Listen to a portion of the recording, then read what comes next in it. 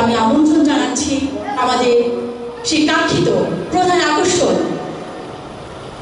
London Bangla press ক্লাবের সাবেক vice president, দর্পণ TV ইউকের চেয়ারম্যান এবং বিশিষ্ট সাংবাদিক, লেখক ও সংগঠক কবি মোহাম্মদ রহমত আলী স্যারকে।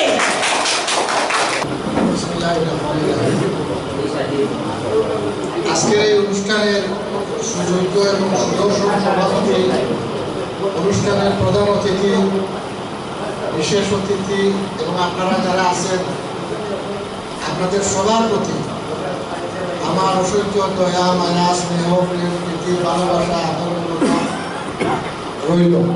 আমি আমার সব কিছু উজাড় করে দিলাম। আমি এ ধরনের অনুষ্ঠানে আমার বইয়ের মূলক উন্মোচনে আমি কল্পনাও করতে পারি নাই। আমি আসলে ভাগ্যবান যে যারা আয়োজন করেছেন তারা আমাকে তেমনভাবে বলেন নাই। 3টি কবিতার উপরে জোর দিয়ে যাব। আমরা বিদেশে চলি, আমাদের চলতে হয় ইংরেজদের সাথে, আমাদের চলতে হয় ফ্রান্সদের মানুষের সাথে, বিদেশি মানুষের সাথে। কারণ আমাদের দেশ নিয়ে তারা বেশ চিন্তা করে এবং জানে অনেক কিছু, তখন আমাদেরকে প্রশ্ন করে। আমি এই ইংরেজ ভদ্রলোকের কাছে বেশ সমস্যায় পড়েছিলাম।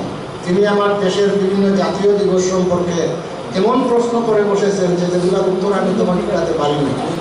তো আমার সেই কবিতার নাম দিয়েছি জোড়াতালির উত্তর।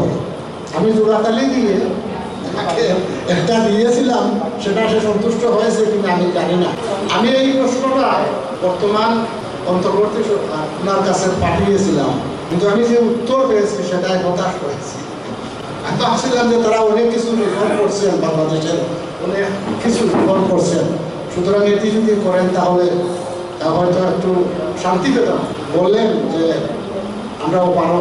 তাই আমি এটা এই জন্য বললাম যে আজ হোক কাল হোক, হয়তো এমন এক সময় আসতে পারে এটা নিয়েও আলোচনা হতে পারে, আন্দোলন হতে পারে, এটা নিয়েও গবেষণা হতে পারে, অনেক কিছুই হতে পারে।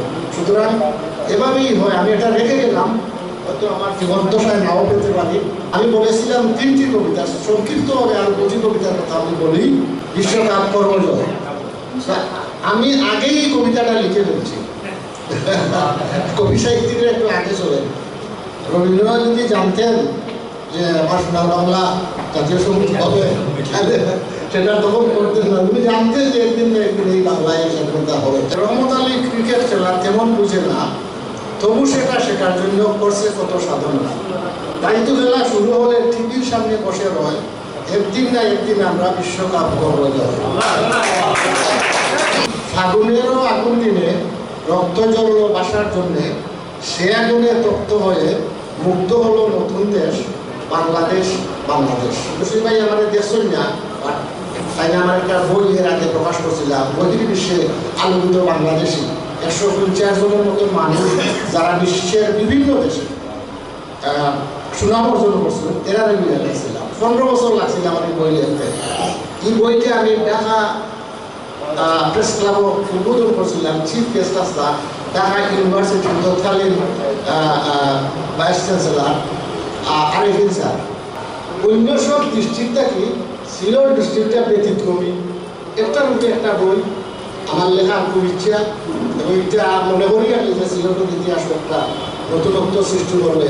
আমার একজন প্রিয় মানুষ সভাপতি, আমরা দীর্ঘদিন পাশাপাশি ভাষায় অবস্থান করেছিলাম আমাদের। আমি কলেজ কোয়ার্টারে, আর উনি দেখে ঠিক পাশে অপোজিট ভাষায় বলা যায় বিলাপে বৃষ্টি।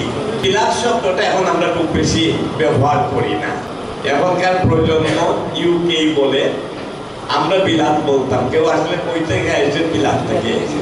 এই যে তিনি ওইখানে বলেছেন যে কবি সাহিত্যিকদের ছেলে মেয়েরা যারা অসহায় তাদেরকে এই টাকাটা চ্যারিটি ফাউন্ডেশনের টাকাটা দেওয়া হয়।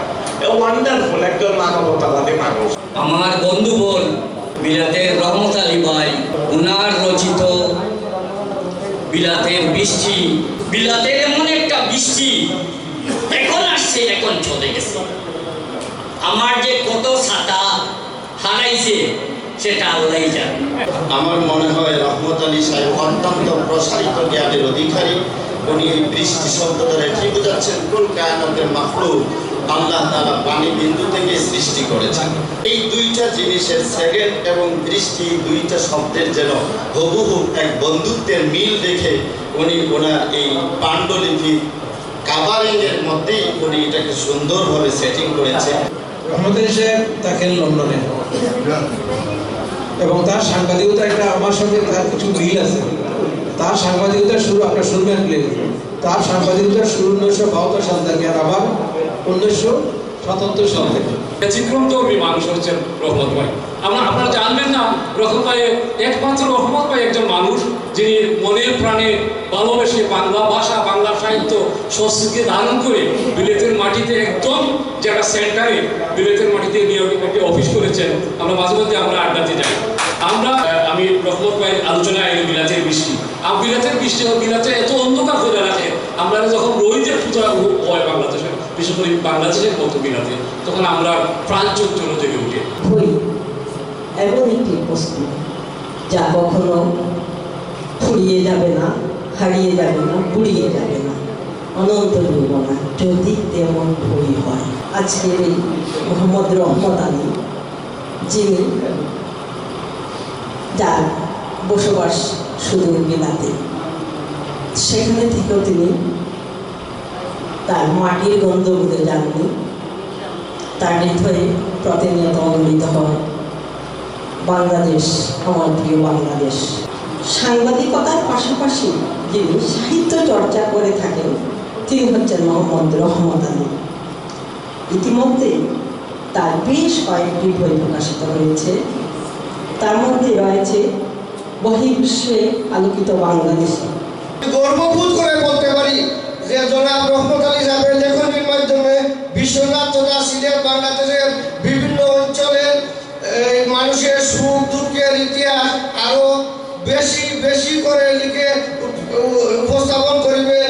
বুক হাউস কি বলে জানেন? আমাদের অভিযান লেখকদের জন্য, আমাদের অভিযান কবিদের জন্য, আমাদের অভিযান মানুষ হয়ে মানুষদের জন্য।